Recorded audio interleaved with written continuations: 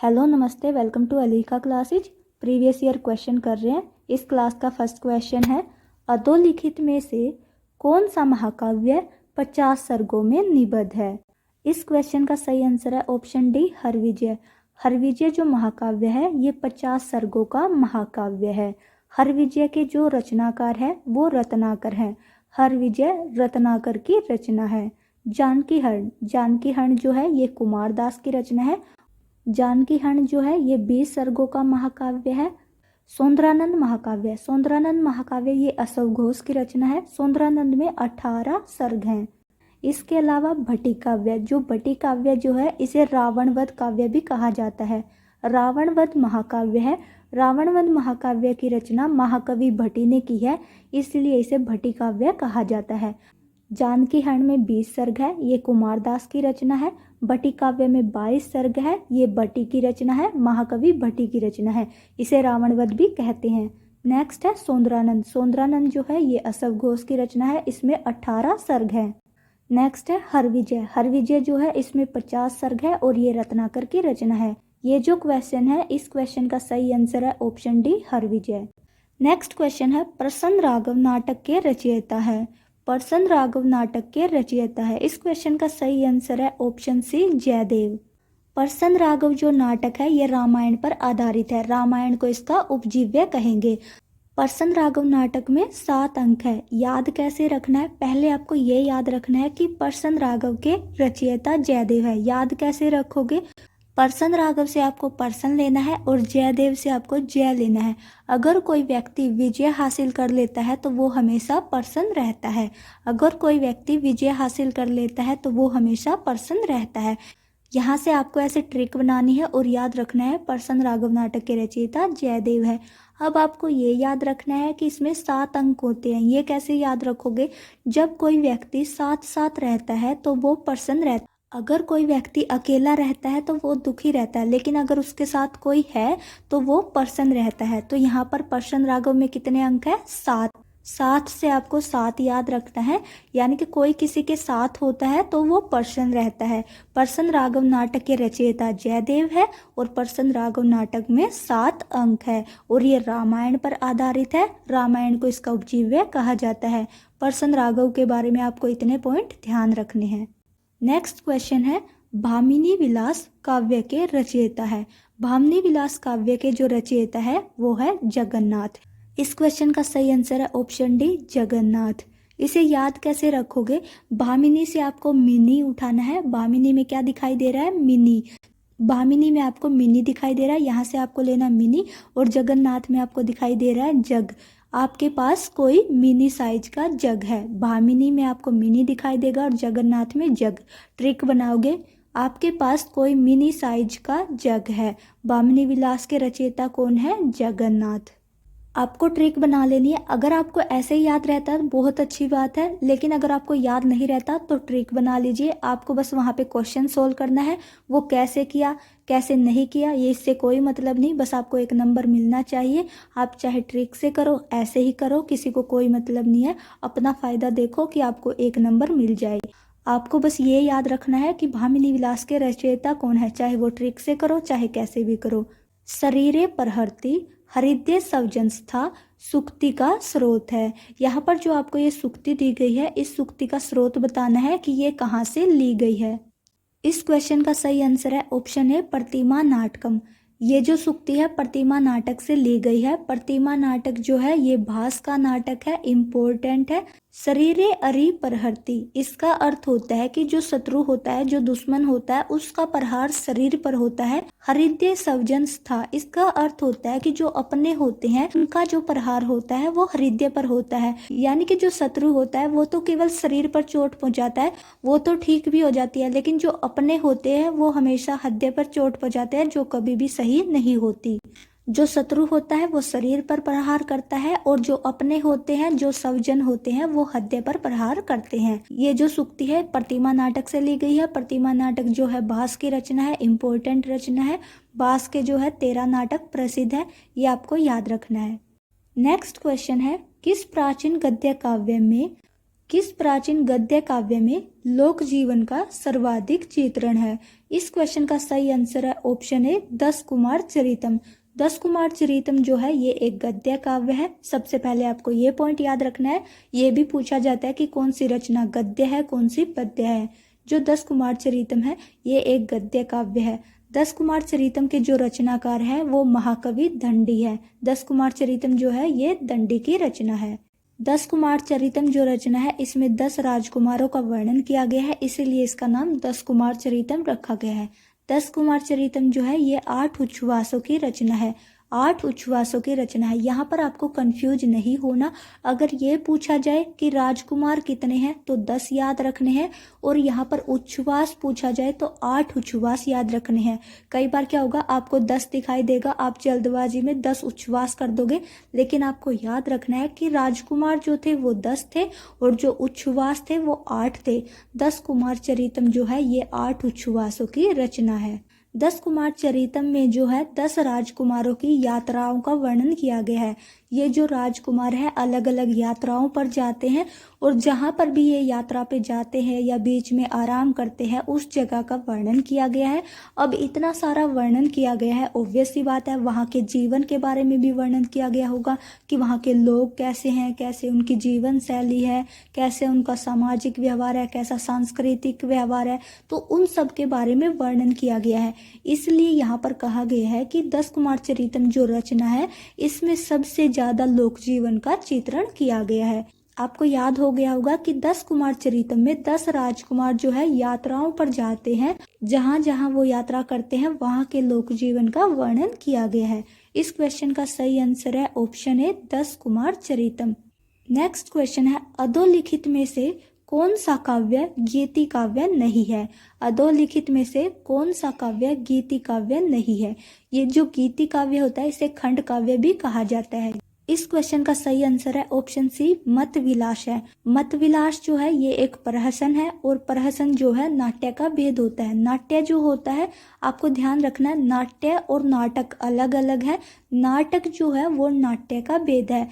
नाट्य जो होते हैं 10 प्रकार के होते हैं, जैसे प्रकरण, प्रहसन, व्यायोग, डिम, बाण, अंक, नाटक, ये सब जो है नाट्य के रूप होते हैं। यहाँ पर जो मत विलास है ये गीति काव्य नहीं होता। मत विलास जो है ये एक प्रहसन है। प्रहसन क्या होता है, जहाँ पर हास्य के पात्र होते हैं, जैसे आजकल कॉमेडी शो आते हैं वैसे ही प्रहसन होता है। इसमें हास्य पात्र होते हैं जो कि पब्लिक को, ऑडियंस को हंसाते हैं। मत विलास के बारे में आपको ध्यान रखना है। मत विलास जो है ये सर्वप्रथम प्रहसन है, यानी कि सबसे पहला जो प्रहसन है उसका नाम है मत विलास। इसके अलावा जो ये 3 ऑप्शन दिए हुए हैं, अमरु शतकम, गीत गोविंदम, बामिनी विलास, ये जो है गीति काव्य है। इनके बारे में आपको ध्यान रखना है। कई बार ऐसा दे दिया जाएगा कि इनमें से कौन सा गीति काव्य है, वहां पर आपको ध्यान होना चाहिए गीत गोविंदम, बामिनी विलास, अमरु शतकम जो है ये गीति काव्य है या फिर खंड काव्य है। सर्वप्रथम पंचतंत्र का संपादन किस विदेशी विद्वान ने किया? इस क्वेश्चन का सही आंसर है ऑप्शन बी, हर्टेल। पंचतंत्र के जो रचनाकार है वो विष्णु शर्मा है।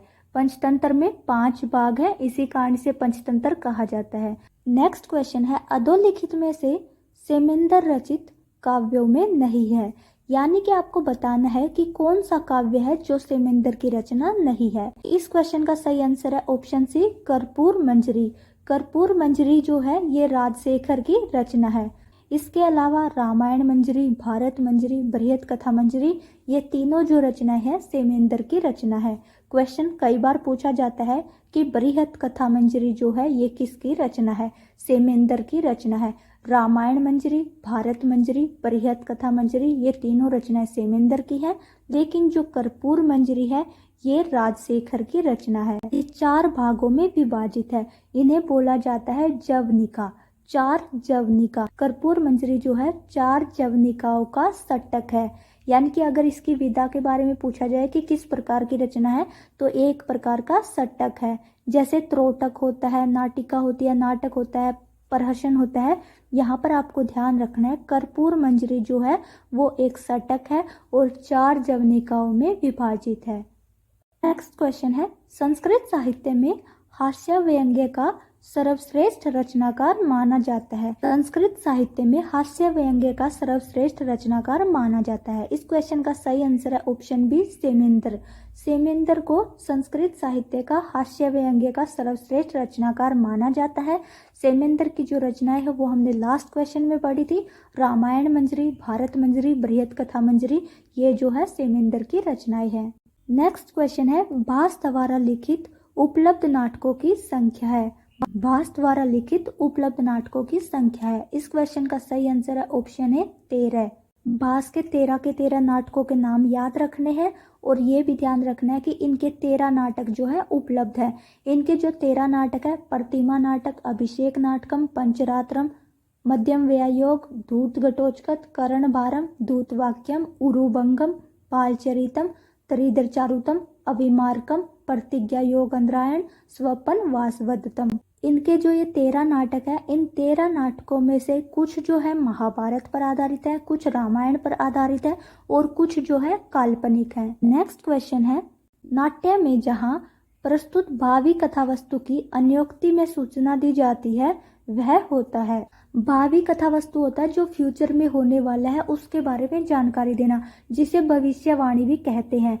इस क्वेश्चन का सही आंसर है ऑप्शन ए, पताका स्थानक। जहां पर भावी घटना या फ्यूचर में होने वाली किसी घटना की जानकारी दी जाती है, सूचना दी जाती है, उसे पताका स्थानक कहें।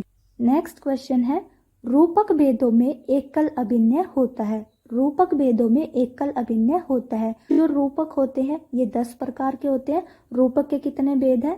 10 भेद हैं।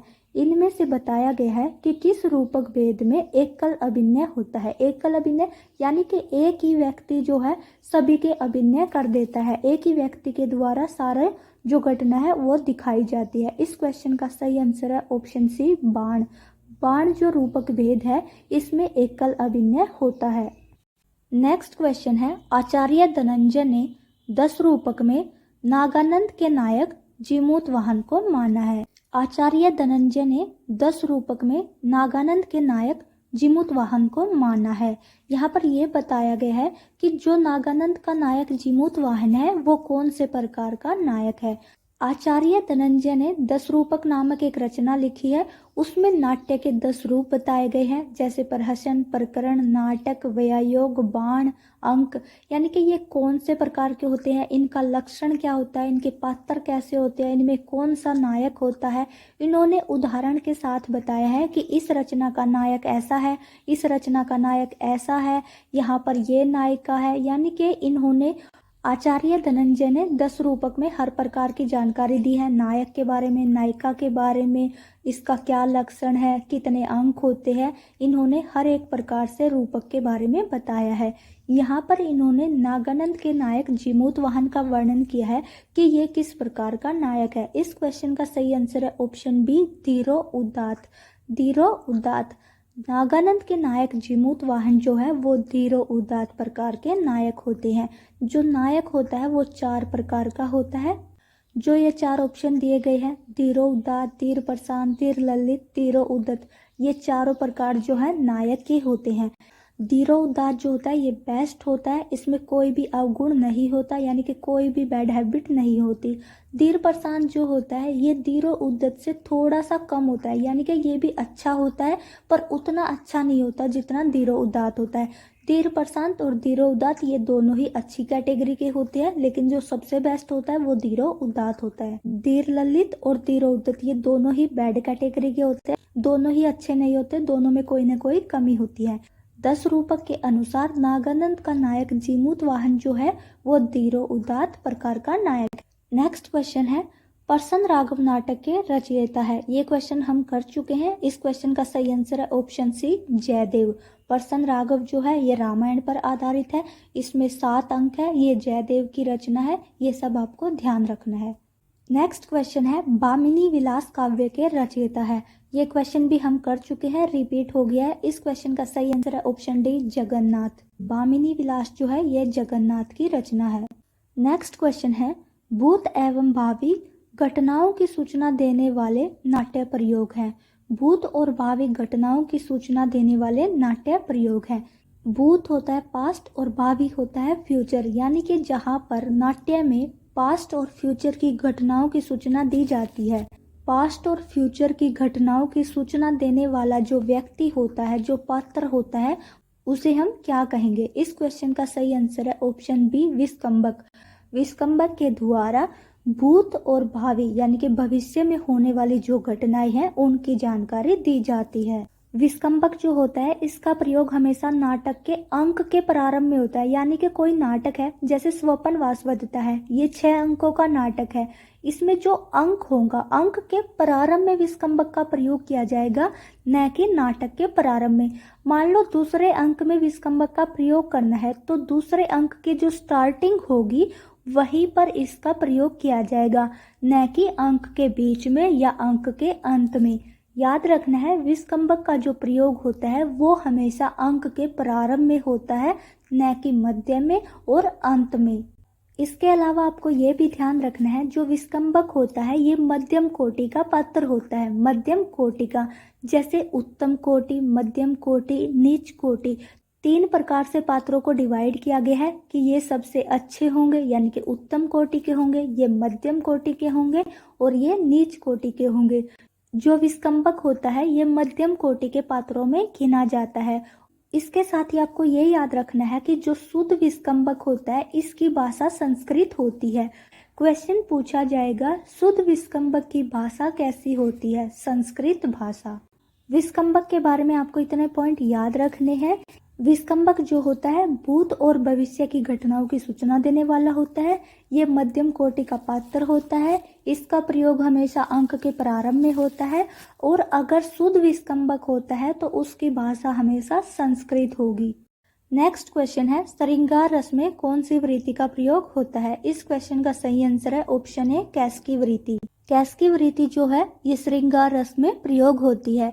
यहाँ पर आपको याद कैसे रखना है, श्रृंगार यानी कि मेकअप करना। कोई भी लड़की मेकअप करती है तो वो साथ के साथ हेयर स्टाइल भी बनाती है, यानी कि अगर उसने मेकअप कर लिया और हेयर स्टाइल नहीं किया तो वो अच्छी नहीं लगेगी, उसका हेयर स्टाइल भी होना जरूरी है। यहाँ पर श्रृंगार यानी कि मेकअप और कैसकी में आपको केस दिखाई दे रहा है और केस जो है ये हेयर को कहा जाता है। श्रृंगार यानी मेकअप का संबंध किससे है? हेयर स्टाइल से, केस से। यानी कि श्रृंगार के साथ साथ बाल भी अच्छे बने होने चाहिए, तभी आप अच्छे दिखोगे। श्रृंगार रस में कौन सी वृत्ति होती है? कैसकी वृत्ति होती है। नेक्स्ट क्वेश्चन है, सागरिका नायिका अस्ति। सागरिका नायिका है, यानी कि कौन सा नाटक या कौन सी कथा है जिसकी जो नायिका है वो सागरिका है? इस क्वेश्चन का सही आंसर है ऑप्शन सी, रत्नावली नाटिकायाम। सागरिका जो है वो रत्नावली नाटिका की नायिका है। सागरिका जो है वो रत्नावली नाटिका की नायिका है। यहाँ पर आपको एक पॉइंट और याद हो गया होगा, जो रत्नावली है वो नाटिका है। ये क्वेश्चन कई बार पूछा गया है कि रत्नावली किस प्रकार की विधा है। रत्नावली जो है नाटिका है। आपको ऑप्शन में नाटक भी दिया होगा, बट आपको ध्यान रखना है रत्नावली जो है ये एक नाटिका है। रत्नावली जो है ये 4 अंकों की नाटिका है। इसके जो रचनाकार है वो हर्षवर्धन है। हर्षवर्धन जो है ये 7वीं शताब्दी में थे और हर्षवर्धन जो है एक राजा है। हर्षवर्धन राजा है। इन्होंने 3 रचनाएं लिखी थी, रत्नावली, प्रियदर्शिका और नागानंद। रत्नावली, प्रियदर्शिका और नागानंद, इनमें से जो रत्नावली है इनकी 4 अंकों की नाटिका है। नेक्स्ट क्वेश्चन है, पंचतंत्रस्य रचनाकारो अस्ति। पंचतंत्र के रचनाकार हैं। इस क्वेश्चन का सही आंसर है ऑप्शन बी, विष्णु शर्मा। विष्णु शर्मा जो है वो पंचतंत्र के रचनाकार है। विष्णु शर्मा का समय जो है वो 300 ईसा पूर्व है। नेक्स्ट क्वेश्चन है, अधोलिखितेषु ऐतिहासिक महाकाव्यम अस्ति। अधोलिखितेषु ऐतिहासिक महाकाव्यम अस्ति। यहाँ पर बताना है कि कौन सा महाकाव्य है जो ऐतिहासिक है। इस क्वेश्चन का सही आंसर है ऑप्शन सी, विक्रमांक देव चरितम। विक्रमांक देव चरितम जो है ये ऐतिहासिक महाकाव्य है। विक्रमांक देव चरितम जो है ये 18 सर्गों का महाकाव्य है और इसमें चालुक्य वंश का वर्णन किया गया है। आपसे क्वेश्चन पूछा जा सकता है कि किस रचना में चालुक्य वंश का वर्णन किया गया है, किस महाकाव्य में चालुक्य वंश का वर्णन किया गया है। नेक्स्ट क्वेश्चन है, 10 रूपक अनुसारेण नागानंदस्य नायकः जीमूतवाहनः अस्ति। यहाँ पर बताना है कि जो जीमूत वाहन है वो किस प्रकार का नायक है। ये क्वेश्चन पहले भी कर चुके हैं, यहाँ पर बस क्वेश्चन की लैंग्वेज चेंज हो गई है, घुमा फिरा के पूछ लिया गया है, बात वही है। आपसे चाहे ऐसे पूछे कि 10 रूपक के अनुसार जीमूत वाहन किस प्रकार का नायक है, या फिर ये पूछे कि नागानंद के नायक जो है वो किस प्रकार के नायक है। इस क्वेश्चन का सही आंसर है ऑप्शन बी, धीरो उतात। जीमूत वाहन जो है वो धीरो उतात प्रकार का नायक है। नेक्स्ट क्वेश्चन है, नल चंपूकार है को अस्ति। नल चंपूकार कौन है, यानी कि नल चंपू की रचना किसने की है। इस क्वेश्चन का सही आंसर है ऑप्शन डी, त्रिविक्रम भट्ट। नल चंपू जो है ये त्रिविक्रम भट्ट की रचना है, महाभारत पर आधारित है, महाभारत के वन पर्व पर आधारित है। नल चंपू में नल और दमयंती के प्रेम विवाह का वर्णन किया गया है। इसमें श्रृंगार रस है, इसमें 7 उच्छ्वास है, ये भी आपको ध्यान रखना है। नेक्स्ट क्वेश्चन है, भट्ट नारायण से रचना अस्ति। भट्ट नारायण की रचना है। इस क्वेश्चन का सही आंसर है ऑप्शन डी, वेणी संहारम। वेणी संहारम जो है ये भट्ट नारायण की रचना है। वेणी संहारम जो है इसमें 6 अंक है, ये महाभारत के सभा पर्व पर आधारित है। इसमें द्रौपदी और भीम का वर्णन किया गया है। लेकिन अगर आपसे ये पूछा जाए कि वेणी संहारम के नायक कौन है, फिर आपको ऑप्शन में युधिष्ठिर दिया होगा, तो आपको युधिष्ठिर पे टिक करके आना है।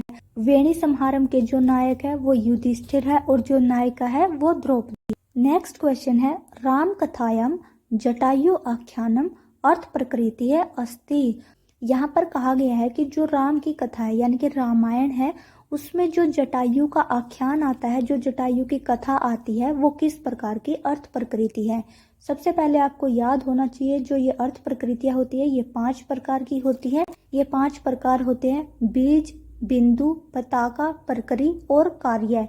बीज, बिंदु, पताका, परकरी और कार्य।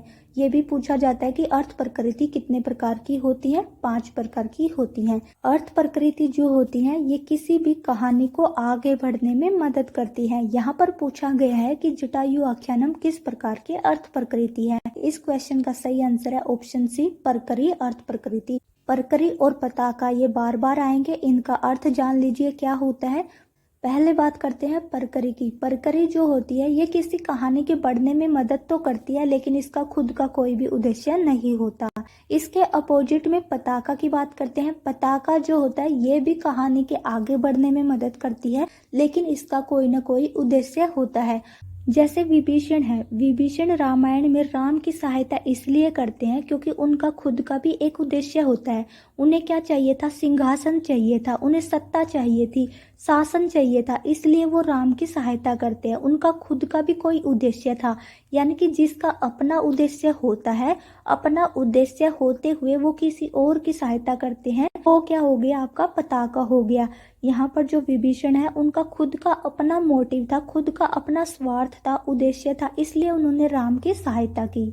इसके अलावा जो पताका होती है वो कहानी के बीच में जुड़ती है और अंत तक रहती है। जैसे विभीषण ये कहानी के बीच में आए थे, रामायण के बीच में आए थे, लेकिन अंत तक रहते हैं। पताका जो होती है वो अंत तक जाती है और उनका कोई उद्देश्य होता है।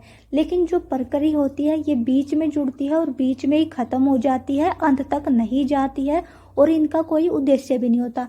जैसे जटायु है, जटायु बीच में आया था थोड़े टाइम के लिए और उनका कोई भी उद्देश्य नहीं था। जैसे सबरी, सबरी का जो वृतांत आता है रामायण में, जिसने झूठे बेर खिलाए थे, राम ने जिनके झूठे बेर खाए थे, वो सबरी थी। अब सबरी का कोई उद्देश्य नहीं था, वो बीच में मिली थी और बीच में ही थोड़ी देर के बाद उनका जो रोल था वो खत्म हो गया था।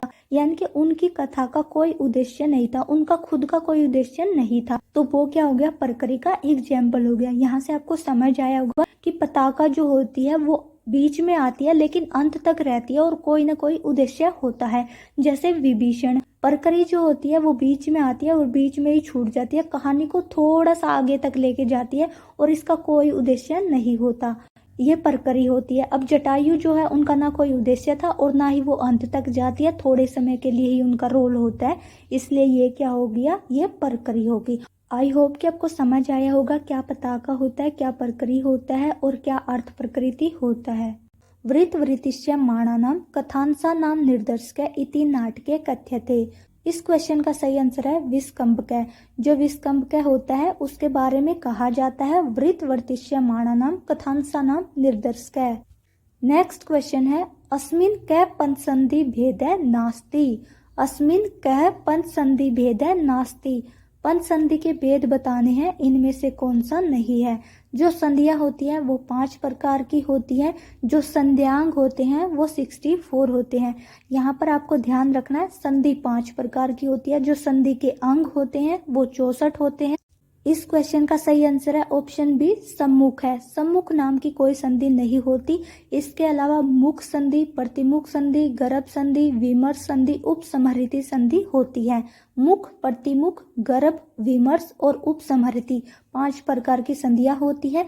यहाँ पर जो सम्मुख दिया हुआ है, ऐसे नाम की कोई भी संधि नहीं होती। इन 5 नाम को याद रख लेना, मुख, प्रतिमुख, गर्भ, विमर्श और उपसंहृति, ये 5 जो होती हैं संधियां होती हैं। जो संधियां होती हैं, संधियों के 64 अंग होते हैं। ये जो 5 संधि है आगे डिवाइड होती है, उन्हीं को संधि अंग कहा गया है। जैसे मुख संधि है, मुख संधि के 12 भाग होते हैं, प्रतिमुख संधि के 13 भाग होते हैं, गर्भ संधि के 12 भाग होते हैं। इसके बाद विमर्श संधि आएगी, उसके भी 13 भाग होंगे।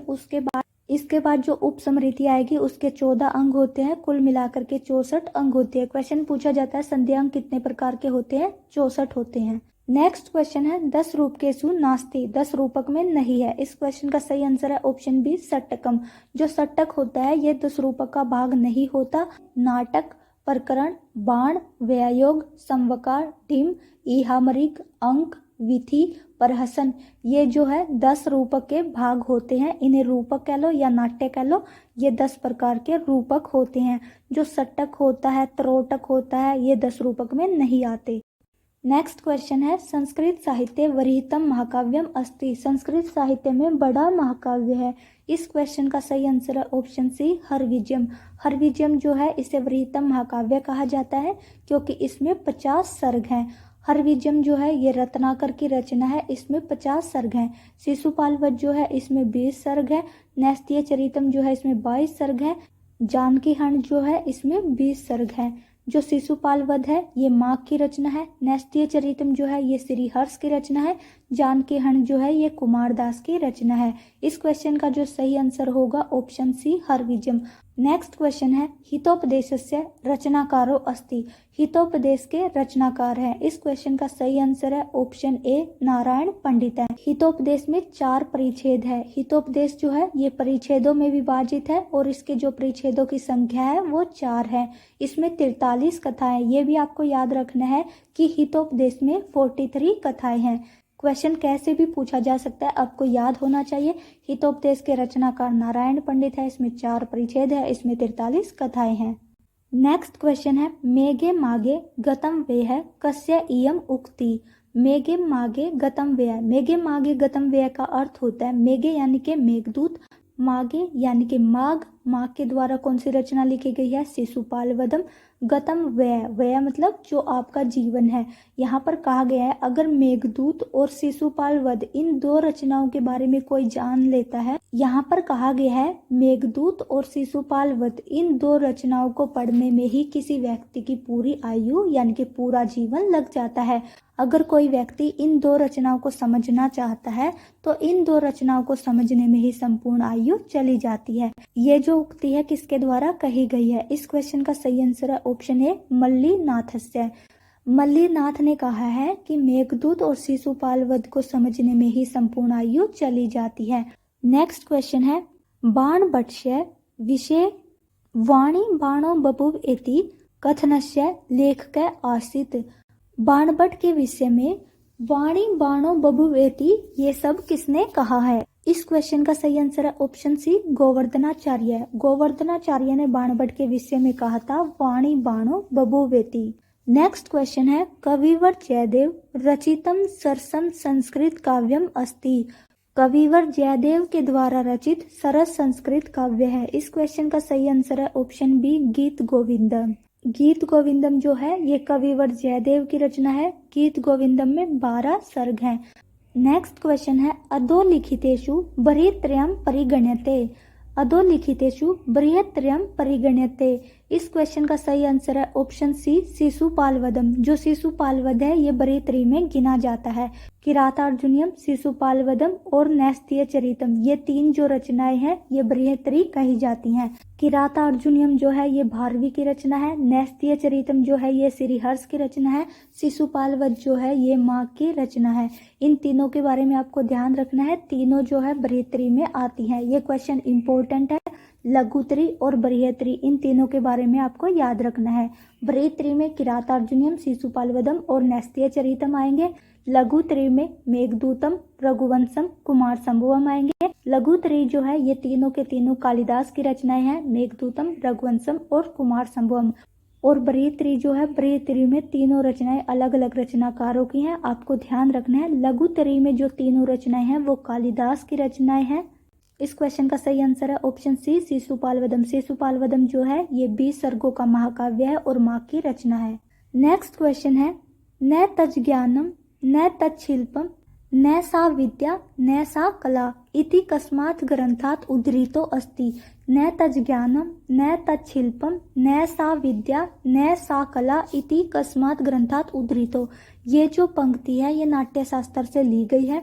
इस क्वेश्चन का सही आंसर है ऑप्शन सी नाट्य शास्त्रात्। न तत्ज्ञानम न तत्शिल्पम न सा विद्या न सा कला, ये जो है नाट्य शास्त्र से ली गई है। इसके बारे में ध्यान रखना है, ये जो पंक्ति है नाट्य शास्त्र के प्रथम अध्याय से ली गई है। नेक्स्ट क्वेश्चन है, संध्या अंगानाम संख्या संति। संध्या अंगानाम संख्या संति, संधि के अंगों की संख्या है। इस क्वेश्चन का सही आंसर है ऑप्शन ए चतुष्षष्टि। चतुष्षष्टि जो होता है ये 64 को कहा जाता है। संधि अंगों की संख्या जो है वो 64 होती है। संधि होती है 5 प्रकार की, संधि के अंग होते हैं 64 प्रकार के। संधि जो होती है 5 प्रकार की होती है, मुख, प्रतिमुख, गर्भ, विमर्श और उपसंहृति। इन पांचों संधियों के 64 अंग होते हैं जिन्हें संध्यांग कहा जाता है। आपसे क्वेश्चन पूछा जाएगा संधि अंगों की संख्या कितनी है? 64। इस क्वेश्चन का सही आंसर है ऑप्शन ए चतुष्षष्टि।